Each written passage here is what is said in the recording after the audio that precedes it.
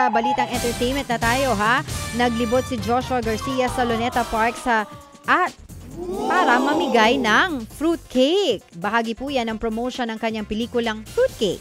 Bukod sa pamimigay ng 100 fruitcake, game na game si Joshua na magpa-picture sa kanyang fans. Kwento ni Joshua, unang beses niyang bumida sa isang comedy film na pangbarkada. Umaasa naman siyang tatangkilikin ang kanilang pelikula. Sa June 12 na, ipapalabas ang Fruitcake sa mga sinehan. Punong-puno naman ang happiness ang fans ng Red Velvet dahil magka-comeback ngayong Hunyo ang K-pop group.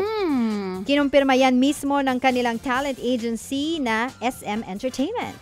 Sa katapusan ng June, target ilabas ng Red Velvet ang kanilang mini-album. Sa August 1 naman, ipagdiriwang ang kanilang ika-10 anibersaryo. Noong Nobyembre lang nang ilabas ang Red Velvet ang kanilang ikatlong full album na Chill Kill. At panghuli, maglalabas din ng bagong album ang American singer na si Sabrina Carpenter. Inanunsyo ni Sabrina na ilalabas niya ang album na Short and Sweet sa August 23. Espesyal daw ito para sa singer. Bukod dyan, may sorpresa rin daw siya sa fans ngayong Huwebes. 2022, nang huling naglabas ng full-length album si Sabrina na Emails I Can't Send. Kabilang po dyan ang hit songs niyang Nonsense at Because I Liked a Boy. Ngayon naman, hit song ni Sabrina ang kanyang Espresso na patuloy na namamayagpag sa music charts. Ted Filon at DJ Chacha ngayon nasa Radyo 5 92.3 News FM. Monday to Friday, 6 to 10 a.m.